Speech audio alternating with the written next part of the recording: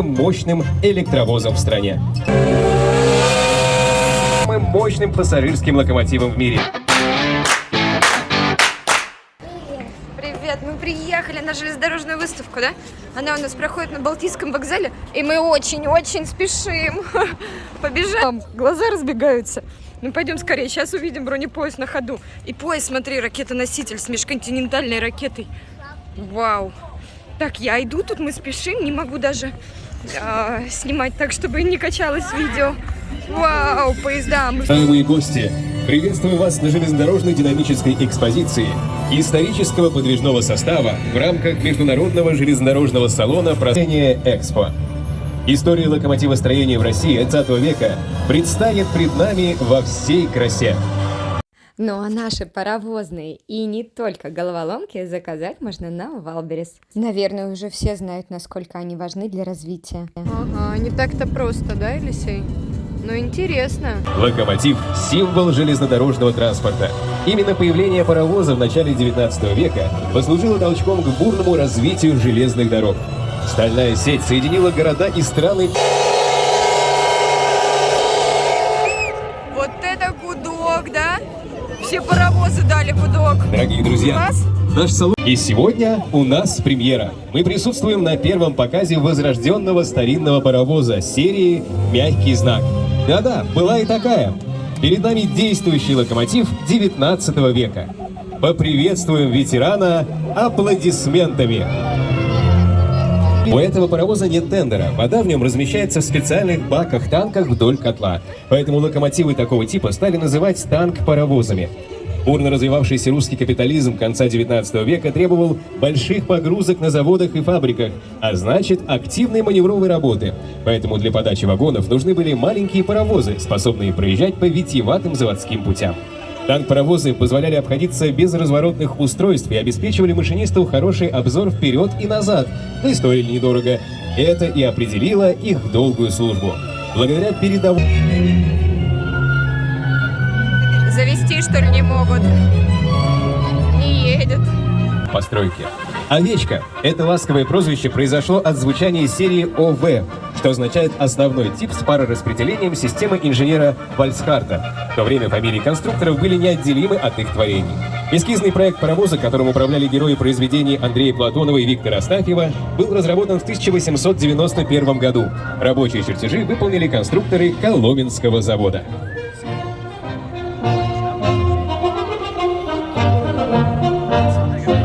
Какой редкостный раритет! Перед нами сейчас в работе паровая машина системы Compound, ничем не изменившаяся с 5-го года. Единственная сохранившаяся в работе до сих пор. Но паровоз номер 324 не просто звезда истории техники, но и кинозвезда. Он герой многих художественных кинофильмов. Поэтому вполне можно присвоить ему звание не только заслуженного локомотива, но и...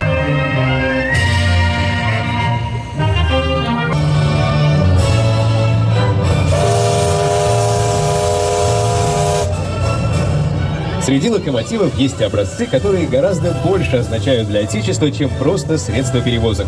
Локомотивы-герои, подобные своей непобедимой неброскостью русскому солдату, пахарю или рабочему. Перед нами одна из таких машин – ЭУ-683-32, знаменитая ЭУшка, легендарный Эховский.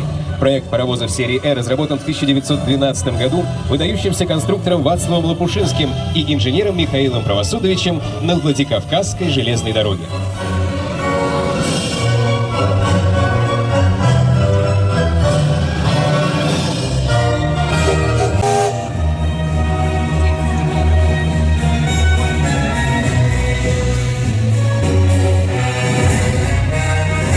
«Гляди на дымок паровоза» — так поется в замечательной дорожной песне Дунаевского.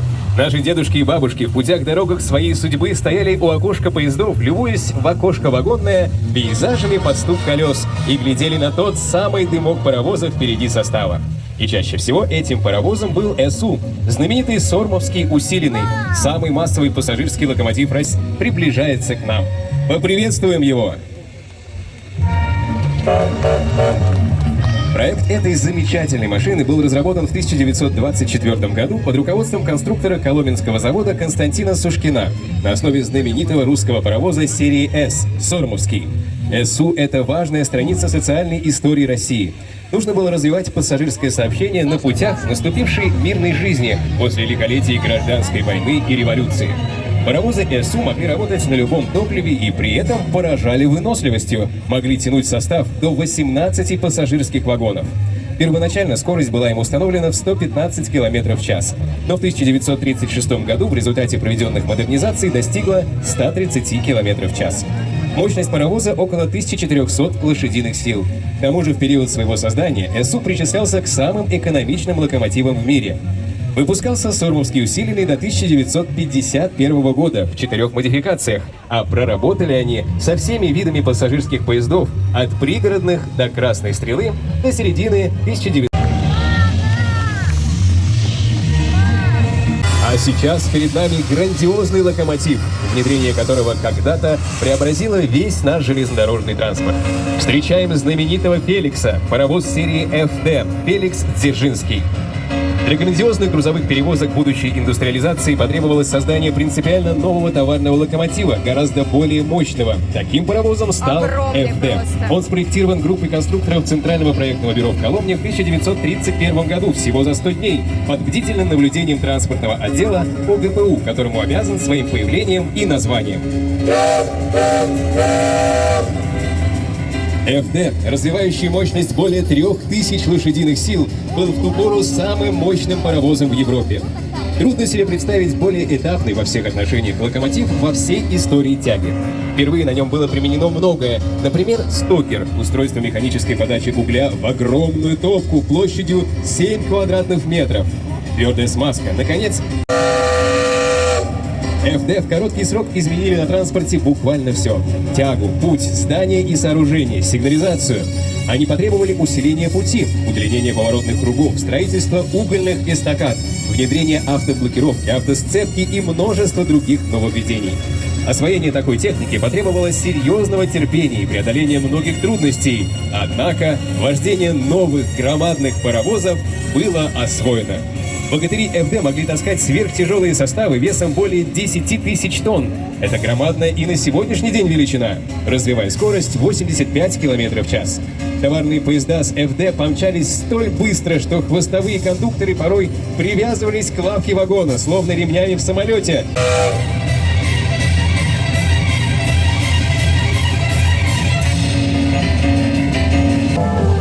А вот и паровоз СО Серго Орджоникидзе. Он является ярким примером становления собственной советской школы проектирования паровозов.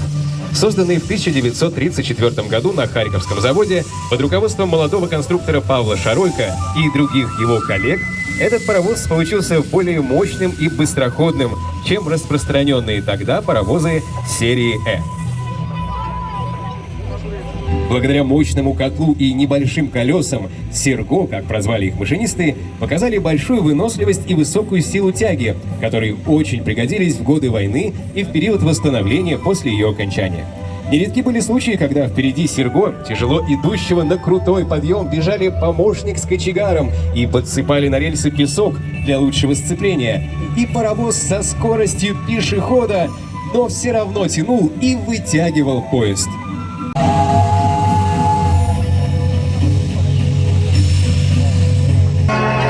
Мал да удал. В данном случае эта пословица как нельзя более уместна.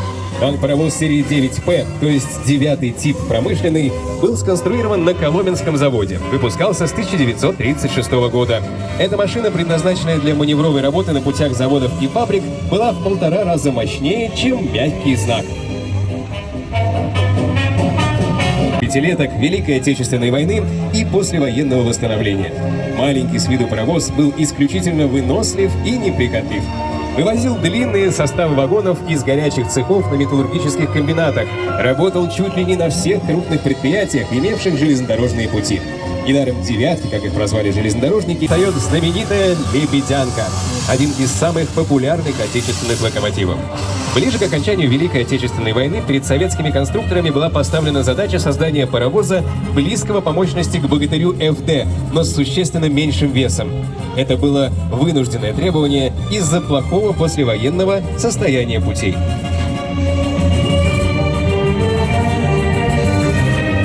Гомельского завода под руководством выдающегося создателя советских паровозов Льва Лебедянского был разработан проект нового мощного грузового локомотива.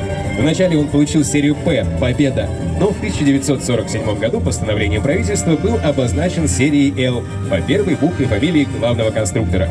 А у тружеников транспорта паровоз получил прозвище «Лебедянка», что лучше всех хвалебных слов говорит об уважении к этой машине и ее создателю. Нет другого отечественного локомотива, который имел бы такую удивительную применимость от тяжеловесных грузовых маршрутов до дальних экспрессов, от маневров на станциях до пассажирских и пригородных поездов. Лебедянки – символы мирного послевоенного труда, разукрашенные накладными знаменами и броскими девизами новаторских починов, надежно бежали впереди поездов вплоть до начала 80-х годов прошлого века, развивая мощность около 2000 лошадиных сил при максимальной скорости 80 км в час.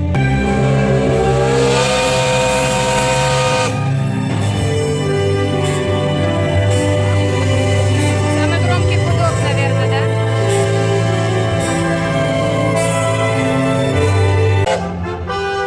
Поприветствуем локомотив серии ЛВ, образец последнего магистрального паровоза постройки СССР.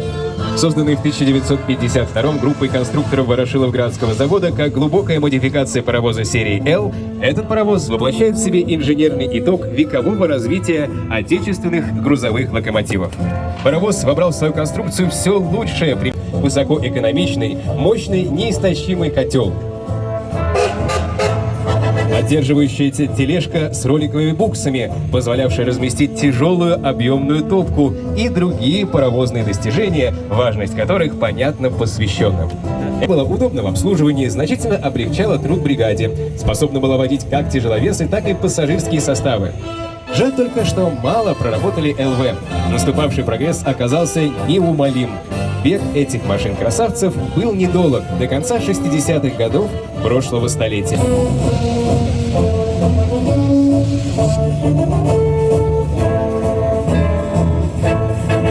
Ее неповторимая эстетика созвучна совершенству ее конструкции. В истории отечественного локомотивостроения еще не было столь экономичного и прогрессивного, удобного для бригады паровоза. П-36 среди посвященных знаменит в первую очередь тем, что в конструкции его ходовой части широко применены роликовые и игольчатые подшипники, важнейшее новаторское решение того времени. Имеющий конструкционную скорость 125 км в час и мощность 3000 лошадиных сил, этот прекрасный локомотив по праву считается лучшим отечественным паровозом.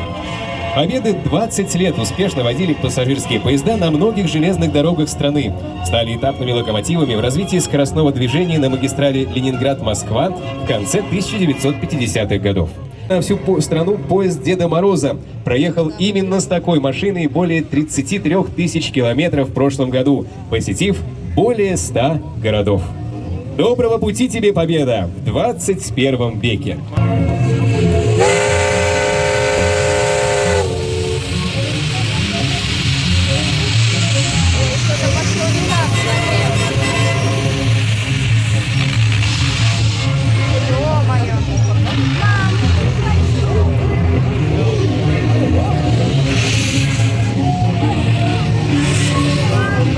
Сломался, смотри, паровоз. Еле пошел. Вот это он начудил.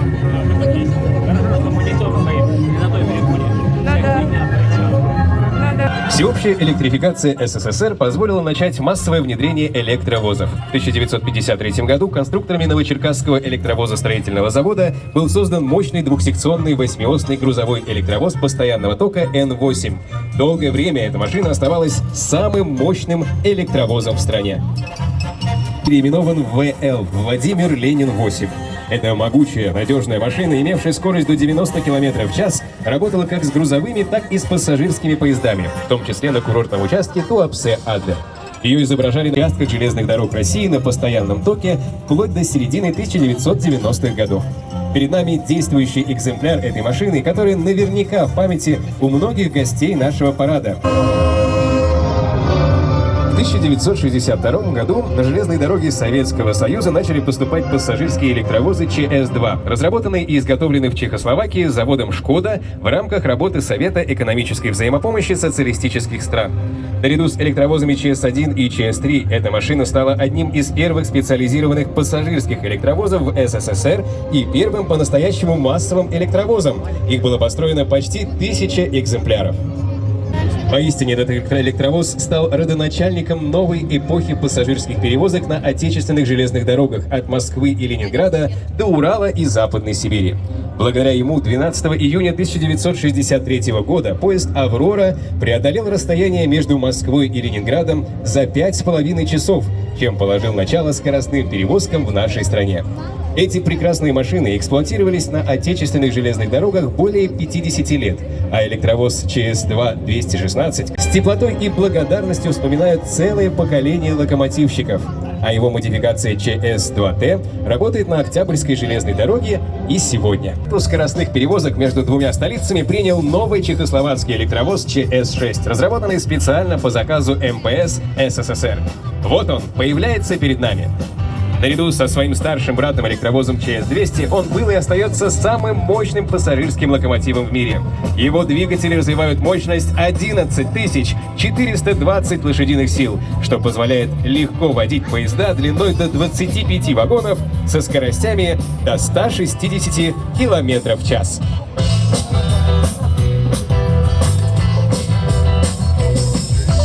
Для своего времени решений. Например, он мог автоматически поддерживать заданную машинистом скорость движения, что являлось прообразом современных систем автоведения. Просторные кабины с кондиционированием воздуха задали новые стандарты условий труда локомотивных бригад. Надежен и прекрасен был бег ЧС-6 со скоростным поездом «Аврора» между Ленинградом и Москвой. Электровозы ЧС-6 до сих пор в строю. Нравилось? Да? Шумно, теперь все выходят. Поменьше в этом году, чем в том. Давай за дядей Костей. Нравилось тебе? Нет. Немножко утомительно на жаре, да? И поездов гораздо меньше, чем в Щербинке. Давай кепку снимем. Так, ну что? С ребятами идем дальше снимать. Теперь новинки у нас РЖДшной техники. Старье посмотрели, старенькие, да, раритеты, легенды. Теперь новенькие. Пойдем? Еще у нас квест тут есть, да? Если пройдем, правильно на вопросы ответим вот на эти, то выдадут подарки. А мы не знаем пока ответов, нужно узнавать.